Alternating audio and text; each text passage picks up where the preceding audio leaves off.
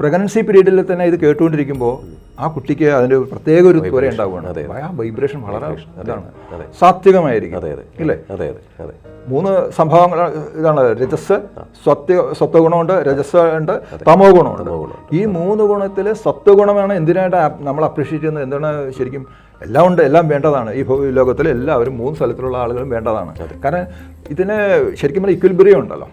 Equalise ചെയ്യണമെങ്കിൽ ഇതെല്ലാം ആവശ്യമാണ്. നമ്മൾ ഈ പ്രകൃതിയിലേക്ക് അർപ്പിക്കുന്ന ഒരു അർപ്പണ മനോഭാവമുണ്ട്. അപ്പോൾ സ്വാഭാവികമായിട്ടും ഈ സാർ പറഞ്ഞതുപോലെ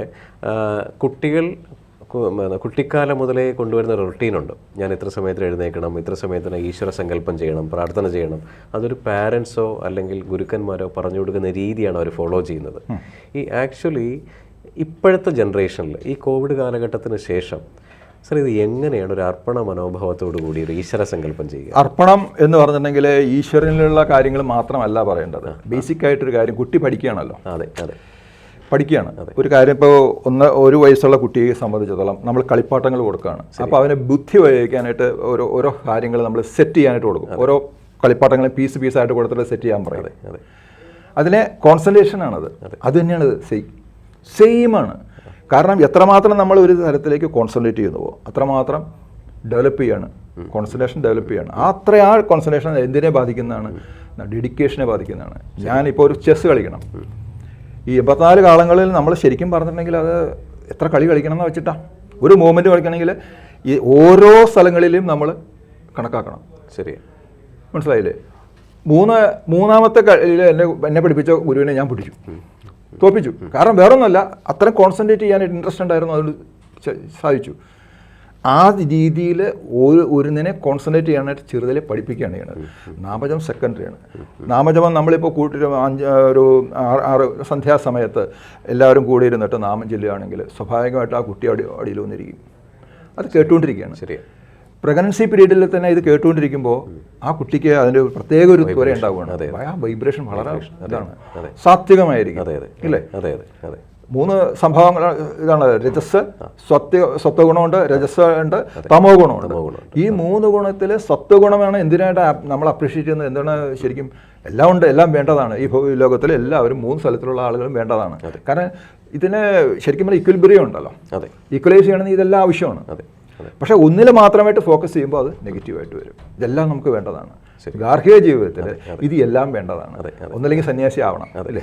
തമോ ഗുണം സന്യാസിയായിട്ട് വരുന്ന അവസ്ഥ. ഇങ്ങനെയുള്ള ഓരോ കാര്യങ്ങളിലേക്ക് പോകുന്ന അവസ്ഥയിലേക്ക് മാറ്റാതെ ശരിക്കും ഗാർഹിക ജീവിതമാണെന്നുണ്ടെങ്കിൽ നമ്മൾ ഇതിനെ എല്ലാവരും സാംശീകരിച്ചെടുക്കണം. കുട്ടികളെ പറഞ്ഞ് മനസ്സിലാക്കേണ്ടത് പഠിക്കുന്ന കാര്യങ്ങളിൽ കോൺസെൻട്രേറ്റ് ചെയ്യുക. വഴക്ക് പറയാതെ ഇന്നതാണ് കാര്യങ്ങൾ പറഞ്ഞ് മനസ്സിലാക്കി, വഴക്ക് പറയേണ്ട സമയത്ത് വഴക്ക് പറഞ്ഞ് അത് നമുക്ക് മനസ്സിലാക്കി കൊടുക്കില്ല, കുട്ടിക്ക് അറിയില്ലല്ലോ, പറഞ്ഞ് മനസ്സിലാക്കി കൊടുക്കാനുള്ളത് ഇത്. അതേപോലെ തന്നെ അറ്റ് ദി സെയിം ടൈം നാമജപം എത്രമാത്രം ഗുണമാണ് എന്നുള്ളത് പറഞ്ഞ് മനസ്സിലാക്കുക. ഈ നാമം എന്ന് പറഞ്ഞാൽ എന്താണ് എന്നുള്ളത് മനസ്സിലാക്കുക. മനസ്സിലായില്ലേ? അത് മുസ്ലിം ആയിക്കോട്ടെ, ക്രിസ്ത്യാനി ആയിക്കോട്ടെ, ഹിന്ദു ആയിക്കോട്ടെ, അതൊരു വിഷയമല്ല. കാരണം പ്രകൃതി എന്ന് പറഞ്ഞാൽ എല്ലാം കോമൺ ആണ്. പ്രകൃതിക്ക് ജാതി മതമൊന്നുമില്ലല്ലോ. അതാണ് ഈശ്വരൻ. മനസ്സിലായില്ലേ? അവിടെയാണ് പോയിന്റ് മനസ്സിലാക്കേണ്ടത്. അതേ രീതിയിൽ കൊണ്ടുവന്ന് കഴിഞ്ഞിട്ടുണ്ടെങ്കിൽ തീർച്ചയായിട്ടും സാധിക്കുമോ. അസ്ട്രോളജി നോക്കാൻ വരുന്ന ആളുകളടുത്ത് ഞാൻ പറയാറുണ്ട്, ഞാൻ നിങ്ങൾ ബോറിംഗ് ആയിട്ട് തോന്നാമായിരിക്കാം, പക്ഷെ ഞാൻ ഇതാ പറയുകയാണ്, എനിക്കിതാ പറയാനുള്ളത്.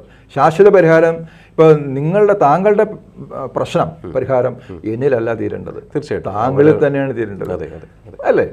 നിന്റെ പ്രകാരം നിന്നെ തന്നെ തീരേണ്ടത്. വേറെ ആരും ചെയ്തില്ല. നിന്റെ വിരൽ മുറിഞ്ഞാൽ നീ തന്നെ വേദനിക്കുള്ളൂ, അല്ലേ? വേറെ ആരും വേദനിക്കൂ എന്നാണ് ചോദിക്കുക. അതെ. സാർ, അത് എല്ലാവർക്കും ഒരു റിയൽ ലൈഫിലേക്ക് ഒരു സെൽഫ് റിയലൈസേഷൻ അല്ലെങ്കിൽ അത് മനസ്സിലാക്കാനുള്ള ഒരു ഇല്ലാത്തതുകൊണ്ടാണ് വരുന്നത്. അല്ല അത് മനസ്സിലാക്കാൻ ആ സമയത്ത് നമ്മൾ കറക്റ്റ് ചെയ്ത് കൊടുക്കണം. എന്നിട്ട് പേരൻസിൻ്റെ കൂടെ വരണമെങ്കിൽ പേരൻസിൻ്റെ അടുത്ത് പറയും, ഇതാ നിങ്ങളുടെ കുഴപ്പം കൊണ്ടാണ്. പക്ഷേ എൻ്റെ പിള്ളേർ പെർഫെക്റ്റ് ആണെന്നല്ല ഞാൻ പറഞ്ഞത്, അവർക്കും അവരുടേതായിട്ടുള്ള കുഴപ്പമില്ല. കാരണം ഞാൻ ആ സമയത്ത് അത്ര അവെയർഡായിരുന്നില്ല. ശരി, മനസ്സിലാവുണ്ടോ? ഇപ്പം ഞാൻ പറഞ്ഞ് മനസ്സിലാക്കും. അപ്പോൾ ഞാൻ തെറ്റ് ചെയ്തിട്ടുണ്ടെങ്കിലും ഞാൻ ശരിയാണെന്ന് മനസ്സിലാക്കി കഴിയുമ്പോൾ ഞാനത് മറ്റുള്ളവരെ പറഞ്ഞ് മനസ്സിലാക്കിക്കേണ്ടത് എൻ്റെ ആവശ്യമാണ്. അതുകൊണ്ട് ഞാൻ ആസ് എ ഒരു ശരി കൗൺസിലർ എന്നുള്ള രീതിയിൽ, അതായത് ഒരു ജ്യോതിഷൻ എന്ന് പറഞ്ഞിട്ടുണ്ടെങ്കിൽ ഒരു കൗൺസിലറും കൂടിയാണ് ബേസിക്കലി പറയുകയാണെങ്കിൽ. അത് മനസ്സിലാക്കി കൊടുക്കണം. അന്ധമായിട്ടൊരു കാര്യത്തിലേക്കും വിശ്വസിക്കേണ്ട കാര്യമില്ല. നിങ്ങൾ വ്യക്തമായിട്ടും നിങ്ങൾ മനസ്സിലാക്കിക്കൊണ്ട് മുന്നോട്ട് പോവുക. ഇതാണ് ബേസിക്കലി. അപ്പോൾ അതിൽ ലോജിക്ക് വരുന്നുണ്ട്, ഫിലോസഫി വരുന്നുണ്ട്. ഈ ഫിലോസഫി ഇല്ലാണ്ട് നിങ്ങൾ ഒരു കാര്യം നടക്കില്ല. ശരി, എന്നെ ഞാൻ മനസ്സിലാക്കണം. ആദ്യം തന്നെ ഞാൻ എന്താണ് ആരാണ് എന്നുള്ളത് മനസ്സിലാക്കാണ്ട് നിങ്ങൾ പുറത്തു പോയി അന്വേഷിച്ചിട്ട് ഒരു കാര്യമില്ല, ഒരു പരിഹാരവും നടക്കില്ല. ശരിയാ സാർ. ഇപ്പോൾ ഈ പറയുന്ന കലികാലത്ത് ഇപ്പോൾ നടക്കുന്ന, അതായത് പലർക്കും മുൻദേഷ്യം ഭയങ്കര കൂടുതലാണ്. അതായത് ഒന്ന് പറഞ്ഞ് രണ്ടാമത്തേന് ഒരു വഴക്കുണ്ടാക്കുന്ന ഒരു ടെൻഡൻസി ഓൾറെഡി നമ്മുടെ എല്ലാവരുടെ ഇടയിലുണ്ട്. ഈ നേരത്തെ നാമജപം എന്ന് പറഞ്ഞപ്പോൾ ഈ നമശിവായ സാർ പറഞ്ഞ വളരെ പ്രോപ്പർ ഡെഫിനിഷനാണ്. നായിൽ 1000, 1001 ഓരോന്നിനുണ്ട്. ഈ പറയുന്ന 5 അക്ഷരങ്ങൾക്കുണ്ട്. ഇപ്പം നമശിവായ എന്ന് പറയാൻ നമ്മളൊരു കുട്ടിയെ പഞ്ചാക്ഷരിയോ ബീജാക്ഷരിയോ പഠിപ്പിക്കുകയാണെങ്കിൽ, ഇപ്പോൾ ഈവൻ ഞാൻ മുൻപ് കാലങ്ങളിൽ ഈ പഞ്ചാക്ഷരി പ്രോപ്പറായിട്ട് ചെയ്തുകൊണ്ടിരുന്ന ആളാണ്. അപ്പോൾ എൻ്റെ ബോഡിയിൽ ഹീറ്റ് അനുഭവപ്പെടും, ചൂട് കൂടുന്നു. ഡിപ്പെൻസ്, ഓരോ വ്യക്തികളുടെ ഓറയാണ്. ഈ കുട്ടികളിലേക്ക് ഓം നമ ശിവായ എങ്ങനെയാണ് ചെയ്യേണ്ടത്? രണ്ടാമത്തത്, ഈ പഞ്ചാക്ഷരിയും ബീജാക്ഷരിയും ചെയ്താൽ എന്തെങ്കിലും നെഗറ്റീവ് സംഭവമുണ്ടോ എന്ന് പറയാമോ? തീർച്ചയായിട്ടും അതിന് കാരണങ്ങളുണ്ട്. കാരണം ഇപ്പോൾ ഫൗണ്ടേഷൻ ഒരു 3-5 നില കെട്ടിടം പണിയണം. അതെ, അതിന് ഫൗണ്ടേഷൻ എഞ്ചിനീയർ നിശ്ചയിക്കുകയാണ് അല്ലേ? അതെ. സ്ട്രക്ചറൽ എഞ്ചിനീയർ പറയുകയാണ് ഇത്ര തടി താത്തി ഇന്ന രീതിയിൽ റീൻഫോഴ്സ്മെൻറ്റ് നടത്തിയാൽ മാത്രമേ 5 നില പണിയാൻ പറ്റുള്ളൂ എന്ന് പറയുകയാണ്. ഈ 5 നിലയാണ്ട് 1 നിലയുടെ ഫൗണ്ടേഷൻ ഇട്ടിട്ട് 5 നില പണിത് എങ്ങനെ ഇരിക്കും? പണിയാവൂ. അപ്പോൾ ബേസ് വേണം. ഓം നമ ശിവായ എന്ന് പറഞ്ഞിട്ടുണ്ടെങ്കിൽ അതിൻ്റേതായിട്ടുള്ള ചൈതന്യ വിശേഷത്തെ ബേസിക്കായിട്ട് നമ്മൾ മനസ്സിലാക്കുമ്പോഴാണ് അതിന് അടിത്തറയിൽ നിൽക്കുന്ന കുറേ കാര്യങ്ങളുണ്ട്. ബേസിക്കലി ഞാൻ എൻ്റെ ബോഡിയെ ഞാൻ ശുദ്ധീകരിക്കണം, ബേസിക്കലി ക്ലെൻസ് ചെയ്യണം. ഇപ്പോൾ ഒരു ക്ഷേത്രത്തിൽ ചെന്ന് കഴിഞ്ഞാൽ, ഇപ്പോൾ ഇതൊരു ക്ഷേത്രം എന്ന് വെച്ചാൽ ഹിന്ദു എന്നുള്ള രീതിയിലല്ല കേട്ടോ ഞാൻ ഈ പറയുന്നത്, ഞാനൊരു ഉദാഹരണം പറയുകയാണ്. ശരി. ആ പള്ളിയായാലും ശരി മറ്റുള്ള ഇതായാലും ശരി അങ്ങനെ തന്നെയാണ്. ഡിഫറൻ്റ് ആണെന്ന് മാത്രമേ ഉള്ളൂ, ഡിഫറൻ്റ് സ്ഥലമാണെന്ന് മാത്രമേ ഉള്ളൂ. ഒരു ക്ഷേത്രത്തിൽ ചെന്ന് കഴിഞ്ഞാൽ അവിടുത്തെ ഈ ക്ഷേത്ര ചൈതന്യ രഹസ്യം എന്ന് പറയുന്ന മാധവിജി എഴുതിയിരിക്കുന്ന ഒരു ബുക്കുണ്ട്. അത് വളരെ റെലവൻസ് ഉണ്ട് ഇതിനകത്ത് കേട്ടോ. അത് നമ്മൾ അവിടെ പോയി നിന്ന് കഴിഞ്ഞാൽ, ഈ ക്ഷേത്രം എന്ന് പറഞ്ഞാൽ എന്താണ് അതിൻ്റെ രീതി? പഞ്ചമഹാഘോഷ സിദ്ധാന്തം അനുസരിച്ചിട്ടാണ് ഒരു ക്ഷേത്രം നിർമ്മിതി എന്ന് പറയുന്നത്. ബേസിക്കലി പറയുകയാണെങ്കിൽ തച്ചുശാസ്ത്ര വിധി പ്രകാരവും ഷഡാധാര പ്രതിഷ്ഠ എന്ന് കേട്ടിട്ടുണ്ടോ? അതെ, കേട്ടിട്ടുണ്ട്. ഷഡാധാര പ്രതിഷ്ഠ എന്ന് പറഞ്ഞിട്ടുണ്ടെങ്കിൽ 6 ആധാരം കഴിഞ്ഞ് 7ാമത്തെ ആധാരത്തിലാണ് നമ്മുടെ ബിംബം വരിക. അതും 7 ആധാരങ്ങളുണ്ടാവും. ഈ ബിംബത്തിനും അതേ കണക്കുകളുണ്ട്. ബേസിക്കലി പറയുകയാണെങ്കിൽ അവിടെ നിന്ന് വരുന്ന സാങ്ക്ടം സാന്റോറിയം, അതായത് ഈ ശ്രീകോവിലിൽ നിന്ന് വരുന്ന ഇത്ര ഡിസ്റ്റൻസിലാണ് നമ്മൾ ഇതൊക്കെ വെച്ചേക്കുന്നത്. നമ്മുടെ നമസ്കാര മണ്ഡപം, കൊടിമരം, ഇതിനെല്ലാത്തിനും ഓരോ കണക്കുകളുണ്ട്. തച്ചുശാസ്ത്ര വിധി പ്രകാരം ഓരോന്നിനും കണക്കുണ്ട്. അതേപോലെ തന്നെ ഇതിൻ്റെ എനർജി ലെവൽ, അതായത് റൗണ്ട് എന്ന് പറയുന്നതിന് എനർജി കൂടുതലാണ്. സെൻറ്റർ ഓഫ് ഗ്രാവിറ്റി എന്ന് പറയുന്നത് വളരെ തീക്ഷ്ണമായിരിക്കും.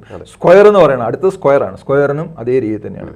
റെക്ടാങ്കുലർ ഷേപ്പിൽ ഒരു ക്ഷേത്രവും കണ്ടിട്ടുണ്ടോ? ഇല്ല, കണ്ടിട്ടില്ല. വീട് നേരെ തിരിച്ചുമാണ്. കാരണം റൗണ്ടിലും സ്ക്വയറിലുള്ള വീടുകൾ പാടില്ല.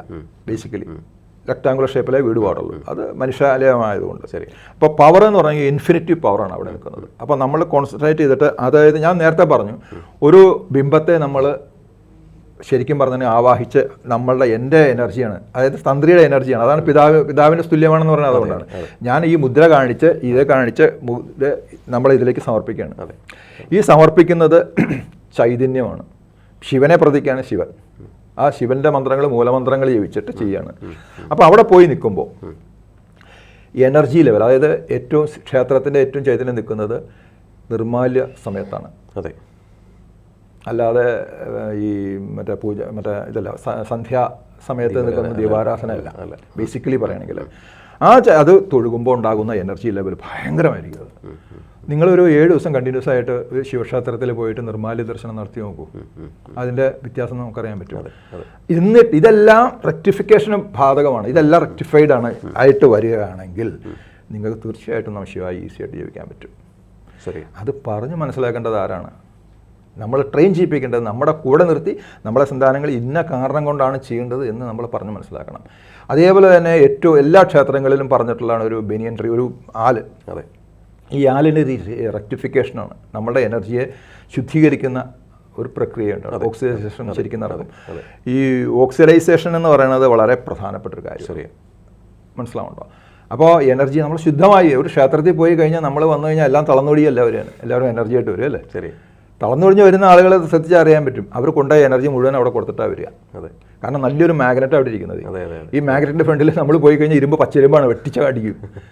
നമ്മൾ അങ്ങനെയല്ല വേണ്ടത്. നമ്മൾ അവിടുത്തെ ആ എനർജിയെ നമ്മൾ സിങ്ക്രണൈസിങ് ആണ്. ആക്ച്വലി അവിടുത്തെ എനർജി എൻ്റെ എനർജിയും, അതായത് അത് പരമാത്മാവും ജീവാത്മാവാണ് ഞാൻ എന്നുള്ളത് മനസ്സിലാക്കി അതിൻ്റെ എനർജിയെ നമ്മൾ ഒഴുക്കുക. അതാണ് പ്രകർഷേണയുള്ള ഒഴുക്കിനാണ് ഉത്സവം എന്ന് പറയുന്നത്. ശരി, പ്രകർഷേണയുള്ള ഒഴുക്ക്. ഉത്സവം എന്ന് പറയണമെങ്കിൽ ആ എനർജിയെ കൊടിമരത്തിലേറ്റി ആ കൊടിമരം മൊത്തത്തിൽ ആ ഗ്രാമത്തിൻ്റെ അന്തരീക്ഷത്തിലേക്ക് ശരിക്കും പറഞ്ഞെങ്കിൽ സ്പ്രെഡ് ചെയ്യാണ്.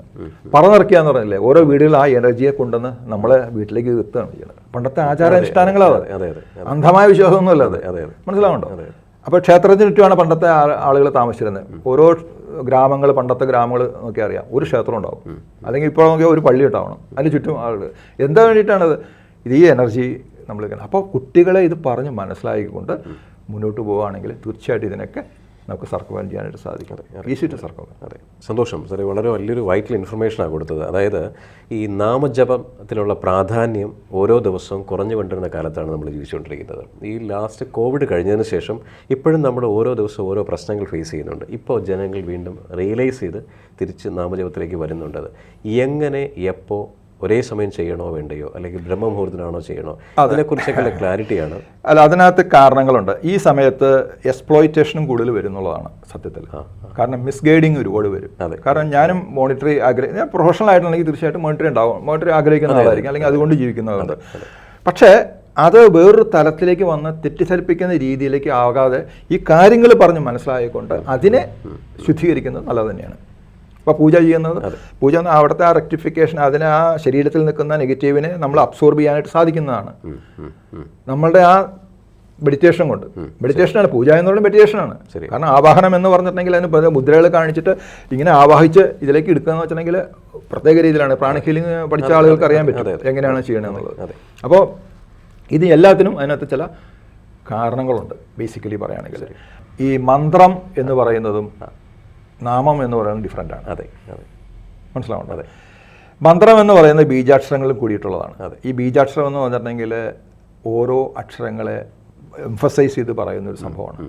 അതിൻ്റെ പ്രൊണൗൺസിയേഷൻ വരുന്ന സമയത്ത് ഈ അന്തരീക്ഷത്തിലുണ്ടാകുന്നത് ഭയങ്കര വൈബ്രൻ്റ് ആയിട്ടുള്ളൊരു സംഭവമാണ്, സിറ്റുവേഷനാണ് ഉണ്ടാകുന്നത്. ശരി, മനസ്സിലാവുണ്ടോ? നാമം എന്ന് പറഞ്ഞിട്ടുണ്ടെങ്കിൽ കോമൺ ആയിട്ടുള്ളൊരു നാമമാണ്. അതിന് പവർ ഇല്ലെന്നല്ല പറയുന്നത്, അതിന് അതിൻ്റേതായിട്ടുള്ള ചില കാര്യങ്ങളുണ്ട്.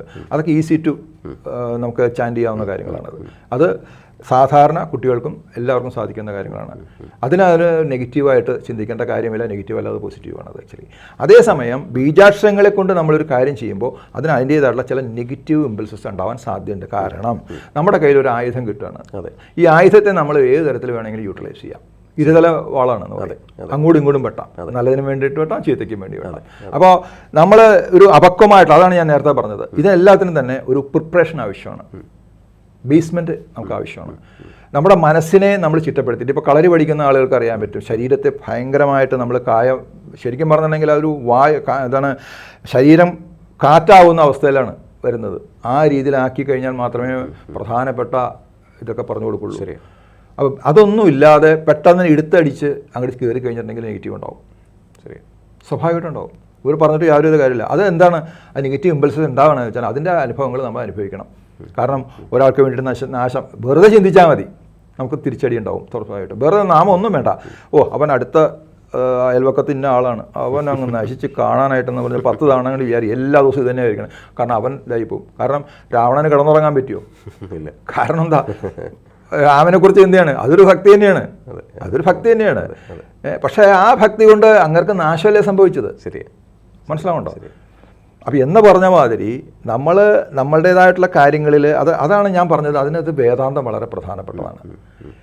എല്ലാ കുട്ടികളും ഞാൻ പറഞ്ഞ മാതിരി, ഞാൻ പറയുന്നത് ബേസിക്കായിട്ടുള്ള നോളജ് ഈ ഫിലോസഫിയെക്കുറിച്ചിട്ട് പറഞ്ഞു കൊടുക്കേണ്ടത് ആവശ്യമാണ്. അതെല്ലാ സ്കൂളുകളിലും വേണം. അത് ജാതി മത ഭേദമന്യേ വേണം.